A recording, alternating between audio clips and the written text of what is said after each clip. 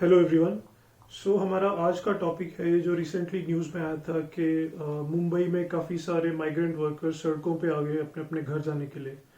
ऐसे ही पहले भी कई बार न्यूज़ में आ चुका है कि सूरत, हैदराबाद, थाने या दिल्ली में भी इनफैक्ट काफ़ी सारे माइग्रेंट वर्कर्स सड़कों पे आ गए थे घर जाने के लिए। प्राइम टाइम न्यूज़ डिबेट्स वालों ने भी उनको काफ़ी डिमोनाइज किया कि ये कौन लोग हैं जो इतने इरिस्पॉन्सिबल हैं कि अपनी लाइफ तो रिस्क में डाल ही रहे हैं, बट जो शहर वाले हैं उनकी लाइफ को भी रिस्क पे डाल रहे हैं। काफी न्यूज एंकर्स ने इसको एक कम्युनल एंगल देने की भी कोशिश करी कि ये मस्जिद में कुछ अनाउंसमेंट हुआ था या ऐसी कुछ अफवाह फैली थी मस्जिद से। तुम्हें क्या लगता है कि क्यों ये लोग सड़कों पे आ रहे हैं इतना बड़ा रिस्क लेके? क्योंकि इनको इन्फेक्शन भी हो सकता है, या इन्फेक्शन नहीं भी हुआ तो पुलिस की लाठियां पड़ने का तो काफी ज्यादा चांस है। बिल्कुल है। तो ये लोग क्यों इतना रिस्क लेके सड़कों पे आ रहे हैं?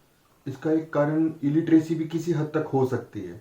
शायद उन्हें इनके इसके जो ड्रास्टिक इम्पैक्ट हैं कोविड-19 के वो पता नहीं हो। हालांकि हम ऑलरेडी 21 दिन से लॉकडाउन में हैं, तो इतना तो इन्हें समझ आ ही गया होगा। तो इलिटरेसी को मैं इतना बड़ा फैक्टर नहीं मान सकता। लेकिन ज़्यादातर जो बाहर निकले वो डेली वेजर्स थे, ठीक है, जो सुबह कमाते हैं और शाम को खाते हैं। लेकिन काफ़ी सारी स्टेट गवर्नमेंट्स तो ये क्लेम कर रही हैं कि वो माइग्रेंट वर्कर्स को फूड पैकेट्स रेगुलरली प्रोवाइड करवा रही हैं। तो अगर खाना इनको मिल रहा है फिर भी ये इतना रिस्क लेके क्यों बाहर आ रहे हैं? इवन गवर्नमेंट ही नहीं, इवन की जो एनजीओज हैं वो भी काफ़ी हद तक फूड प्रोवाइड कर रहे हैं, ठीक है, काफ़ी जो लोकल लोग हैं वो हेल्प कर रहे हैं। लेकिन मेरे हिसाब से जो एसेंशियल आइटम्स हैं जो डेली नीड्स के लिए ज़रूरी हैं वो सिर्फ खाना ही नहीं आता है। खाने के साथ साथ कोई फैमिलीज है जिनके छोटे बच्चे हैं जिनको दूध चाहिए। अब छोटा बच्चा खाना तो नहीं खा पाता, उसको दूध चाहिए, वो लाना मुश्किल है, बाहर जाएगा तो डंडे खाएगा, या इवन पैसे ही नहीं है, किसी किसी के पास तो 10-50 रुपए भी नहीं है। शायद हमारे लिए 10-50 या किसी मिडिल क्लास या हाई क्लास के लिए 10-50 कुछ भी नहीं है, लेकिन उन्हें लिए 10-50 बहुत ज़्यादा है, ठीक है। अब मिल्क आ गया, उसके साथ या हाइजीन मेंटेन करने के लिए सोप होगा या डिटर्जेंट होगा, उसकी भी ज़रूरत है, ठीक है। मोर ओवर एक एंजाइटी ये भी है क्योंकि ज़्यादातर जो वर्कर्स हैं ये अपने यहाँ कमा कर अपने घर में भी बेचते हैं गांव में, तो उनको ये भी एंजाइटी कि वो जी पा रहे हैं अच्छे से कि नहीं जी पा रहे हैं, उनकी क्या हालत है।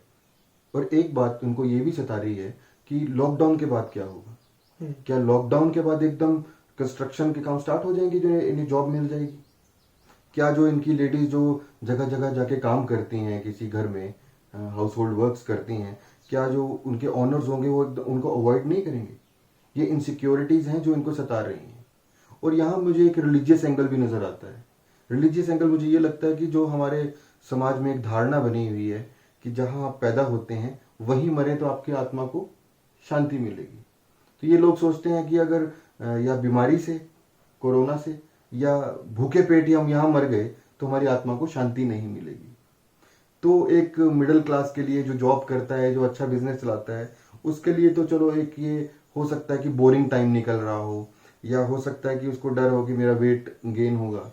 लेकिन जो ये लोग हैं जो डेली वेजर्स हैं, इनके लिए किसी नाइटमेयर से कम नहीं है। तो उसकी एंजाइटी, उसकी इनसिक्योरिटी उससे वो सड़क पे लेकर आई। अब हम कुछ एनालाइज करने की कोशिश करते हैं कि इंडिया की ऐसी कितनी पॉपुलेशन है जो कोविड-19 क्राइसिस से बहुत ज़्यादा ड्रास्टिकली इम्पैक्ट होने वाली है। तो इसमें जो रेलेवेंट डेटा है आई थिंक वो हम 2011 के सेंसस से ले सकते हैं। तो 2011 के सेंसस में 121 करोड़ जो भारत की टोटल पॉपुलेशन थी, उसमें से रूरल में कुछ 83 करोड़ और अर्बन पॉपुलेशन थी कुछ 38 करोड़। ये 121 करोड़ की पॉपुलेशन में कुछ 27 करोड़ लोग ऐसे हैं जो बिलो पॉवर्टी लाइन रहते हैं। 2015 में रंगराजन कमेटी ने ये डिसाइड किया था कि जो रूरल एरियाज हैं उनमें अगर कोई 32 रुपये कमा रहा है, 32 रुपये से ज़्यादा, या जो अर्बन एरियाज हैं उनमें अगर कोई 47 रुपये से ज़्यादा कमा रहा है तो वो अबव पॉवर्टी लाइन आता है। इसका मतलब ये है कि ये जो 27 करोड़ की जनता है जो बीपीएल के अंडर आती है, ये लोग रूरल एरियाज में दिन के 32 रुपये भी नहीं कमा पा रहे हैं, या अर्बन एरियाज में दिन के 47 रुपये भी नहीं कमा पा रहे हैं। तो ये जो 27 करोड़ पूरी जनता है, ये तो बहुत ज़्यादा इम्पैक्ट होने वाली है कोविड-19 क्राइसिस से।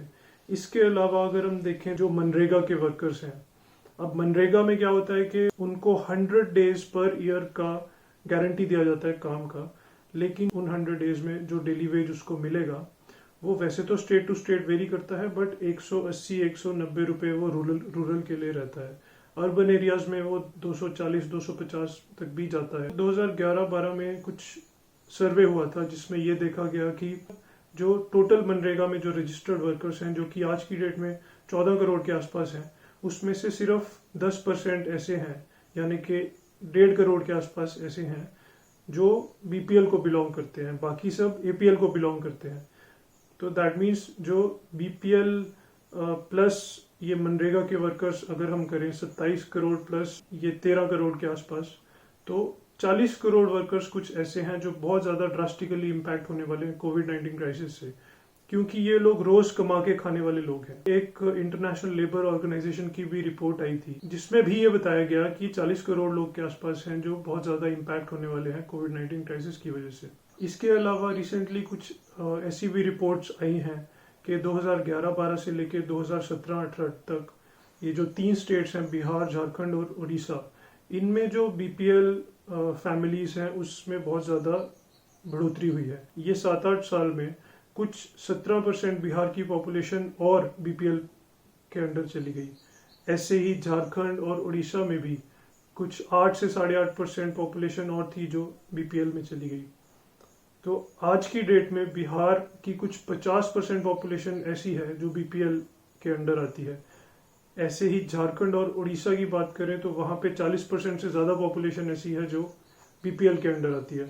तो इसी को देखते हुए थोड़ी सी बात हम गांव की भी कर लेते हैं। क्या गांव में सब कुछ ठीक चल रहा है? लोगों के ज्यादातर जो दिमाग में आता है कि कोई गांव में रह रहा है तो उसका खेत खलिहान होंगे, सब कुछ, ऐसा नहीं है।